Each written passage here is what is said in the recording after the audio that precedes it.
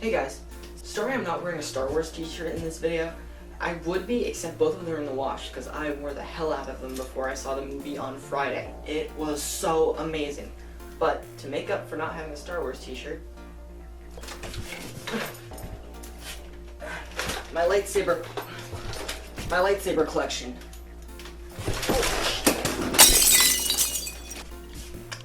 And the tiny Darth Vader. Isn't he cool? He's so cool. Now I'm a huge J.J. Abrams fan. He even made my favorite movie, Super 8. But this Star Wars movie was amazing.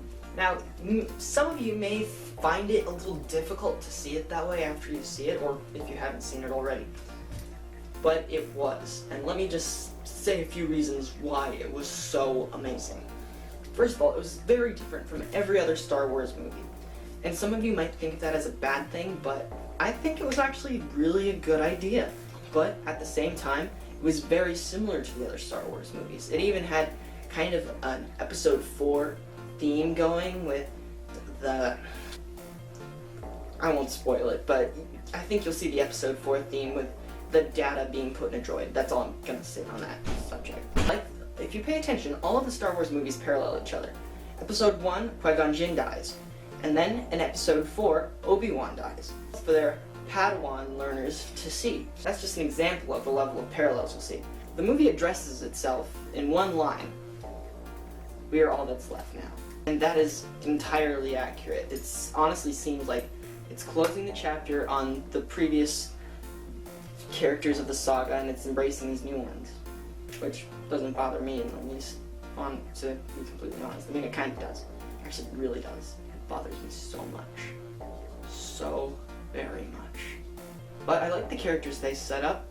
A girl Jedi, awesome. I'm just wondering where her bloodline comes from, because generally Jedis have bloodlines, especially when they're that powerful and pick up the Force that quickly. I mean, what? Like, she has literally no training.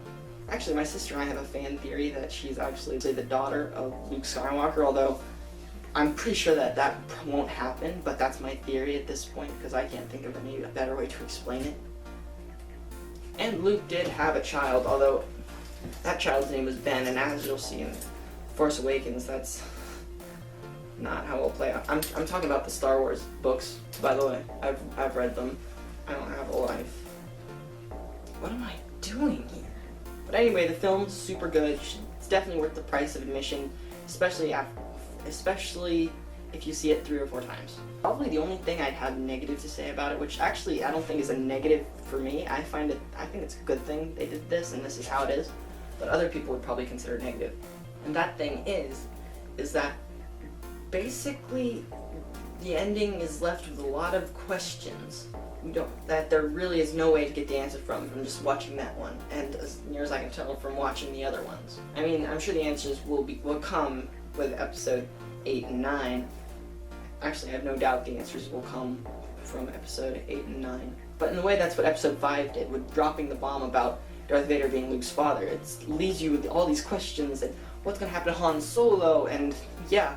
And it kind of does that with this one. It leaves you with a lot of questions, very little answers, a lot of fan theories and speculations going on. And it's just really great. It's just a fun movie.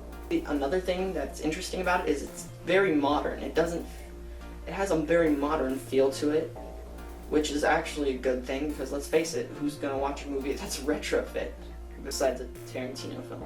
J.J. Abrams does include his classic lens flare, although honestly I like lens flare, so I'm a J.J. Abrams fan. What am I gonna say? BB-8, he's awesome, honestly. He was so great that I'm honestly a little bit worried that people would forget about R2-D2 and start liking BB-8 more.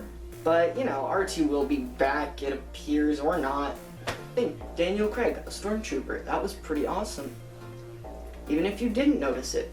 Which honestly, I had to really think about it to try to picture where he was, because I thought he'd maybe take his mask off or something at some point, but nope.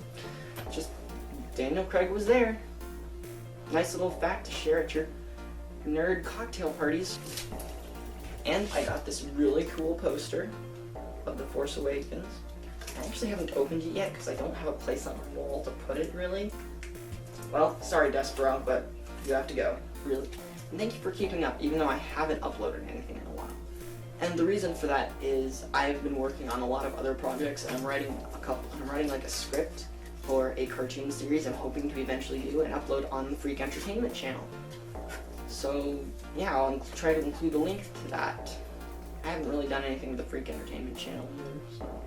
Yay!